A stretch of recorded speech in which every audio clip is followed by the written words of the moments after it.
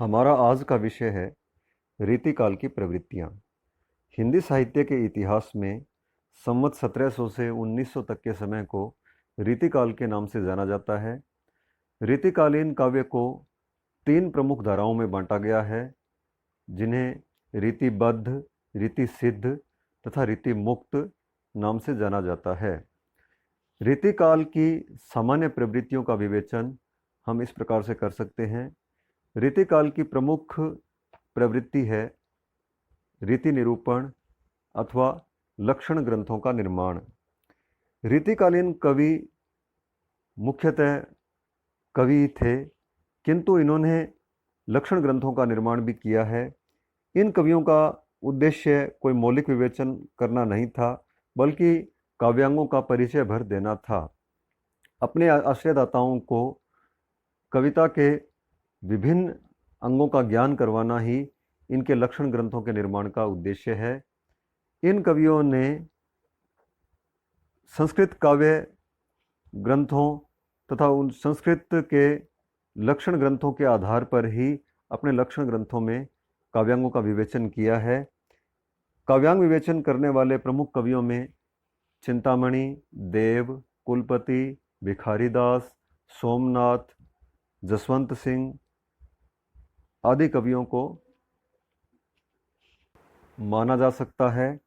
चिंतामणि कृत कविकुल कल्पतरु, देवकृत शब्द रसायन, कुलपति कृत रस रहस्य, भिखारीदास द्वारा रचित काव्य निर्णय, सोमनाथ द्वारा रचित रस पीयूष निधि, जसवंत सिंह द्वारा रचित भाषा भूषण, रसिक सुमति द्वारा रचित अलंकार चंद्रोदय आदि इसी प्रकार के ग्रंथ हैं, जिनमें काव्यांगों का परिचय देते हुए उदाहरण के रूप में काव्य रचना की गई है। रीतिकाल की दूसरी प्रमुख प्रवृत्ति है श्रृंगारिकता। रीतिकाल के कवियों ने श्रृंगार वर्णन में एक ओर तो शास्त्रीय बंधनों का पालन किया है, तो दूसरी ओर इस श्रृंगार वर्णन में अतिशयोक्ति भी अत्यधिक है। रीतिकालीन प्राय सभी कवि किसी न किसी राजा के आश्रय में थे, अतः अपने आश्रयदाता राजाओं के दान, पराक्रम आदि का वर्णन इन्होंने किया है तथा साथ ही उनकी विलास वृत्ति को संतुष्ट करने के लिए श्रृंगारिक काव्य रचना भी की है। नायक नायिका भेद का निरूपण प्राय इसी के अंतर्गत उन्होंने किया है।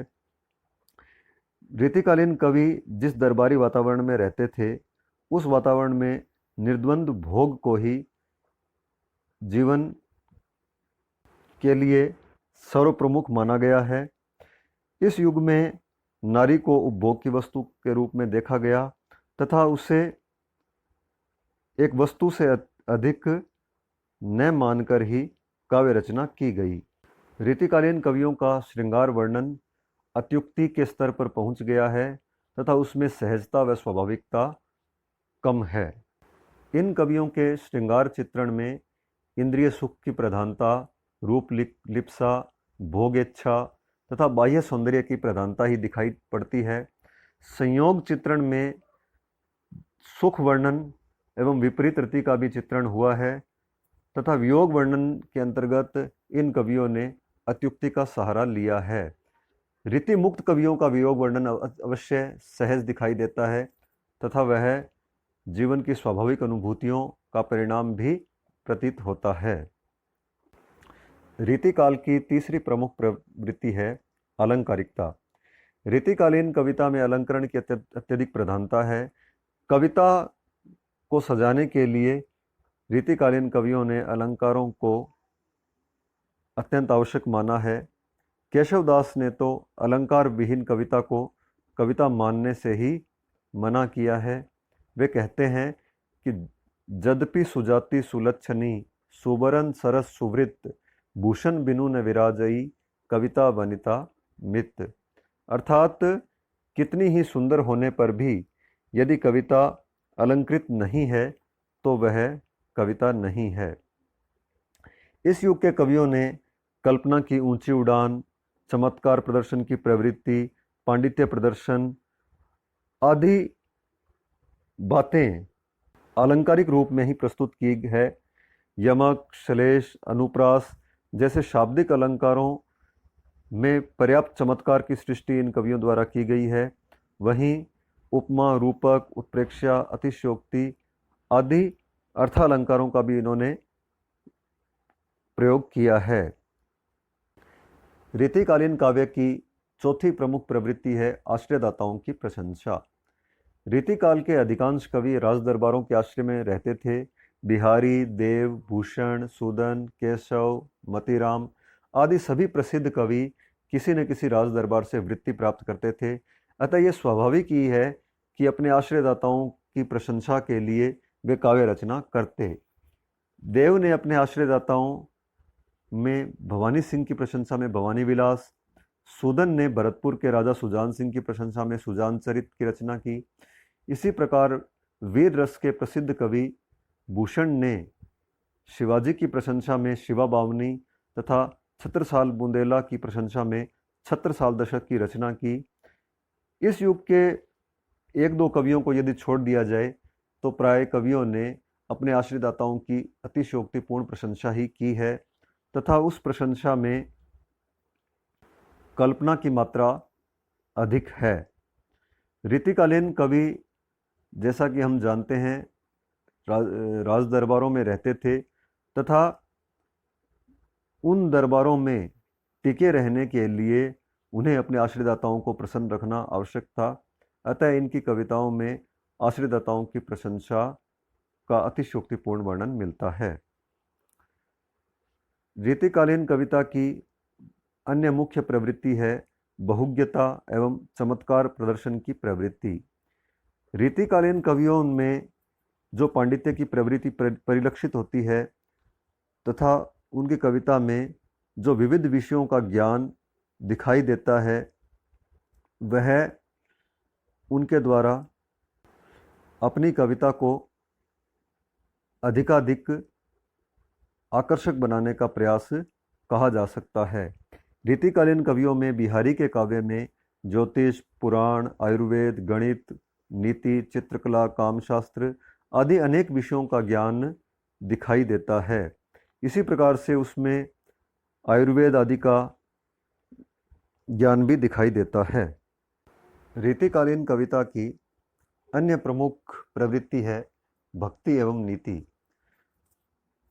हिंदी साहित्य के प्रमुख विद्वान डॉक्टर नगेंद्र ने कहा है कि रीतिकाल का कोई भी कवि भक्ति भावना से हीन नहीं है।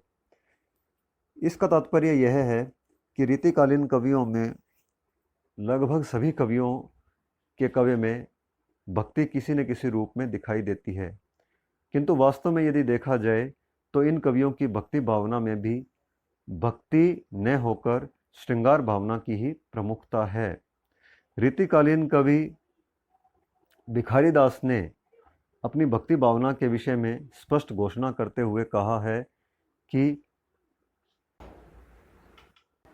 आगे के सुकवि रिझी हैं तो जानो कविताई, न तो राधिका कन्हाई सुमिरन को बहानो है।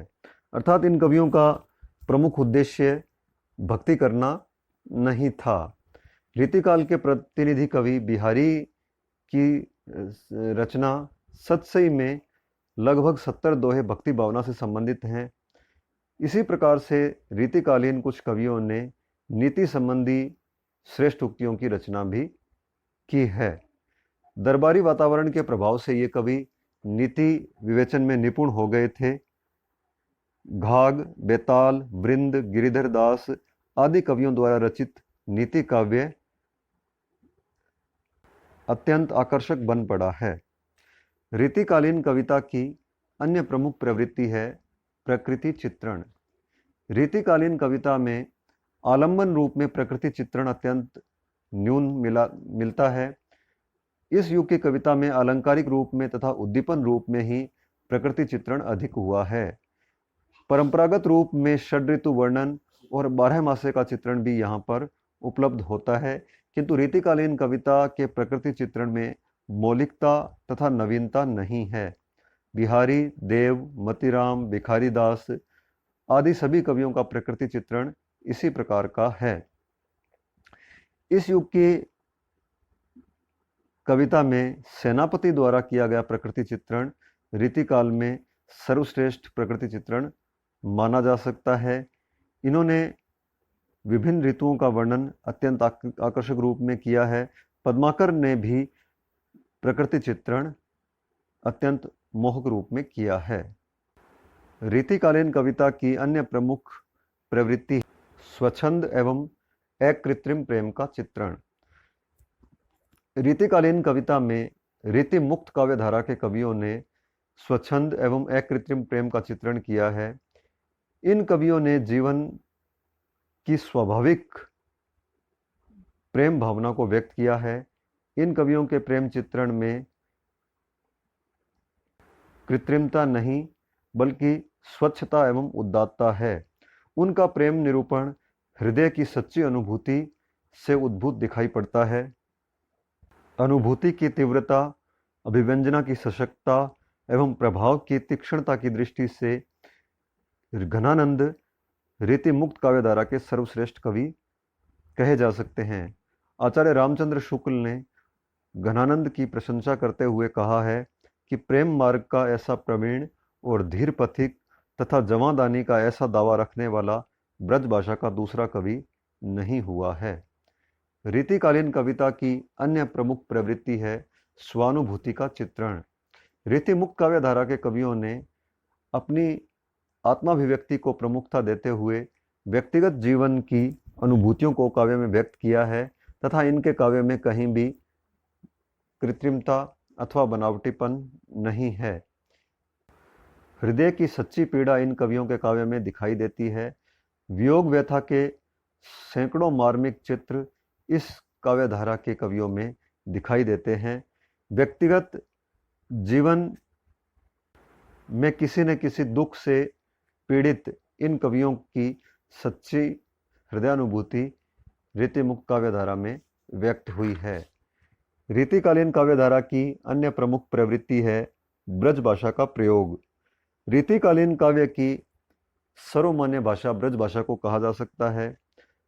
रीतिकालीन कवियों में प्राय सभी कवियों ने ब्रज भाषा का प्रयोग किया है और काल में केवल ब्रज भाषा क्षेत्र के कवियों ने ही ब्रज भाषा का प्रयोग नहीं किया है, बल्कि ब्रज क्षेत्र के बाहर के कवियों ने भी इसी भाषा में अपनी काव्य रचना की है।